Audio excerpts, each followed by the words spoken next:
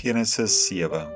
Daarna het die Here aan Noag gesê, gaan in die ark, jy en jou hele huisgesin, want jou het ek regverdig bevind voor my aangesig in hierdie geslag. Van al die reindiere moet jy vir jou telkens 7 paar neem, die mannetjie met sy wyfie, maar van die diere wat nie rein is nie, 2, die mannetjie met sy wyfie. Ook van die voëls van die hemel telkens 7 paar, die mannetjie met die wyfie om die geslag in die lewe te hou op die hele aarde. Want oor nog 7 dae sal ek laat reën op die aarde, 40 dae en 40 nagte, en al die lewende wesens wat ek gemaak het, van die aarde verdelg. En Noag het gedoen net soos die Here hom beveel het.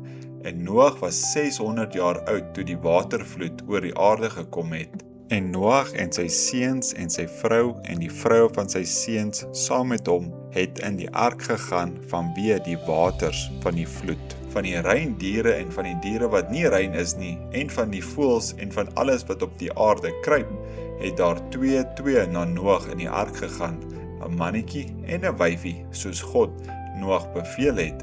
En die 7 dae kom toe die waters van die vloed op die aarde. In die 600ste jaar van die lewe van Noag, in die 2de maand, op die 17de dag van die maand, op dieselfde dag, is al die fonteine van die groot watervloed oopgebreek en die sluise van die hemel is geopen. En die stortreën wat op die aarde 40 dae en 40 nagte lank.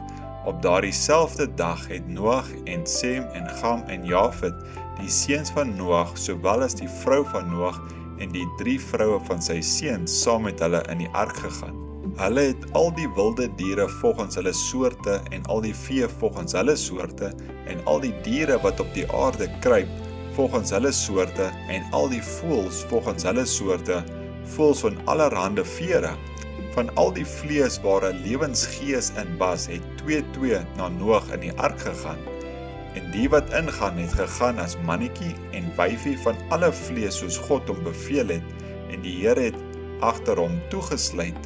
En die vloed was 40 dae lank op die aarde. Die waters het vermeerder en die ark opgehef, sodat dit opgereis het bo die aarde. En die waters het die oorhand gekry en grootliks vermeerder op die aarde, terwyl die ark op die waters drywe. En die waters het heeltemal die oorhand gekry op die aarde, sodat al die hoë berge onder die ganse hemel bedek was. 15 el bo hulle het die waters die oorhand gekry, sodat die berge bedek was.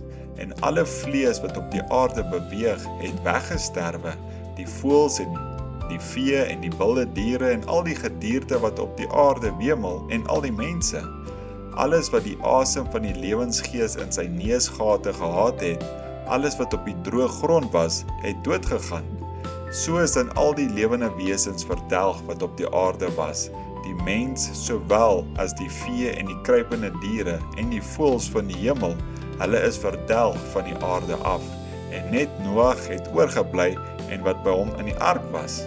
En die waters het die oorhand behou oor die aarde 150 dae lang.